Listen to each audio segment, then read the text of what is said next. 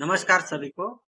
इस वीडियो में हम लीगल एंड जनरल इंग्लिश के 10 से 12 वर्ड देखेंगे और उनके वाक्य प्रयोग एग्जाम्पल के साथ समझेंगे ताकि हमें अच्छे से समझ में आए।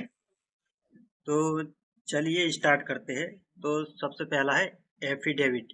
एफिडेविट यानी शपथ पत्र। क्या होता है? शपथ पत्र, एफिडेविट। तो इसका वाक्य प्रयोग है, उसने अदालत में एक शपथ पत्र प्रस्तुत किया। He submitted an affidavit in the court. तो ये हो गया हमारा पहला वर्ड। अब सेकंड है हमारा अमेंडमेंट यानी संशोधन। जैसे संविधान में या फिर किसी अधिनियम में, एक्ट में कुछ संशोधन होता है तो यही वाला संशोधन है। इसको इंग्लिश में क्या बोलते हैं? अमेंडमेंट। इसका हिंदी क्या है? संशोधन। तो चलिए इसका वाक्य प्रयोग देखते हैं। संविधान में कई संशोधन हैं। The constitution has many amendment. ठीक है। और अगला है आर्टिकल। आर्टिकल यानी अनुच्छेद। जैसे अपन पढ़ते हैं ना कि आर्टिकल 1, 2, 3 संविधान में पढ़ते, वैसे ही आर्टिकल यानी क्या होता है? अनुच्छेद। तो उसका वाक्य प्रयोग है, संविधान का अनुच्छेद 21 जीवन के अधिकार की रक्षा करता है। Article 21 of the constitution protect the right to life. ठीक है। और अगला है हमारा पिटीशन। ये तो आपने जरूर सुना होगा। पिटीशन का हिंदी मतलब होता है याचिका। जैसे हम उसके एग्जांपल देखें तो क्या है? He filed a petition in the high court. उसने हाई कोर्ट में एक याचिका दाखिल की। ठीक है। और अगला है प्रपोजल। ये भी आपने जरूर सुना होगा। जब हम कोई प्रस्ताव रखते हैं किसी के सामने, प्रपोजल का हिंदी मतलब क्या होता है? प्रस्ताव। इसका हम वाक्य प्रयोग भी देख लेते हैं। सरकार ने नए प्रस्ताव को मंजूरी दी। The government approved the new proposal. अब अगला है हमारा लाइसेंस।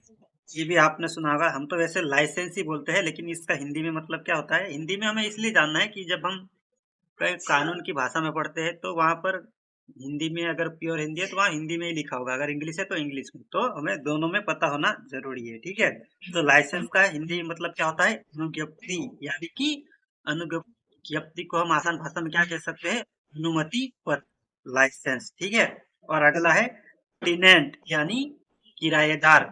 अगर आप रूम से रह रहे हो तो आप क्या हो? टिनेंट हो, किराएदार। उसका टिनेंट का हिंदी मतलब क्या होता है? किराएदार।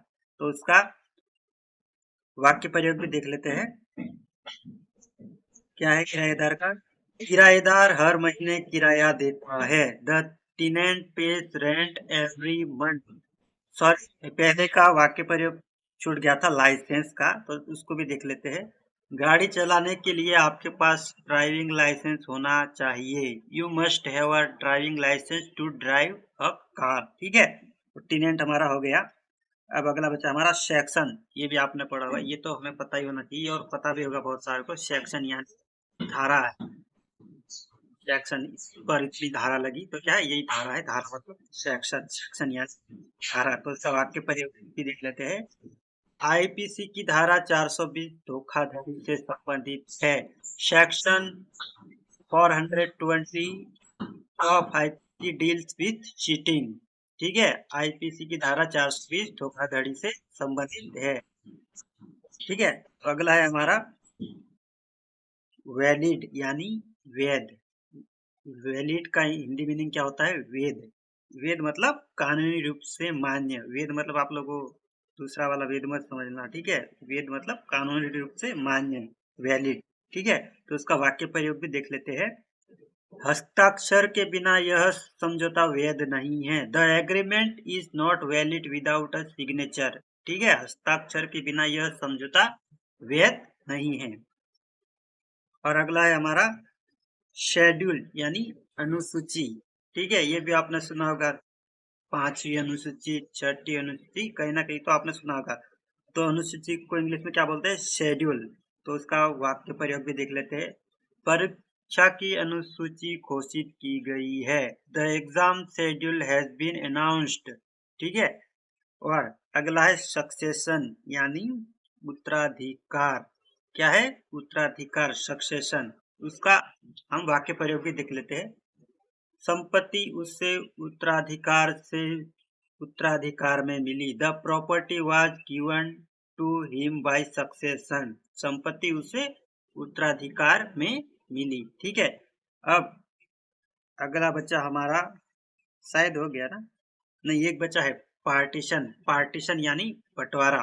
क्या होता है बंटवारा? पार्टीशन किसी जमीन का बंटवारा हो गया या संपत्ति का बंटवारा, तो यही वाला बंटवारा है पार्टीशन यानी बंटवारा। ठीक है, इस जो मैं आपको वाक्य बता रहा हूँ ना, ये आपको कानून की भाषा में ज्यादा देखने को मिलेंगे। कोई आदेश, कोर्ट का कोई आदेश है या फिर याचिका दाखिल करना, तो उसमें ये सारे वर्ड आपको कहीं ना कहीं देखने को मिलेंगे। ठीक है, तो मैं इसलिए ये हमें पता होना चाहिए। अब क्या बचा हमारा पार्टीशन का वाक्य प्रयोग। तो पार्टीशन का वाक्य प्रयोग है the brothers filed a case for partition of property. भाइयों ने संपत्ति के बंटवारे के लिए मुकदमा दायर किया। ठीक है, तो ये हम हो गए हमारे 12 वर्ड, 12 शब्द जिनके हिंदी और इंग्लिश मीनिंग हमने जाने और इसके वाक्य प्रयोग भी देखे। तो उम्मीद है कि ये वीडियो आपको अच्छा लगा होगा, ये जानकारी आपको अच्छी लगी।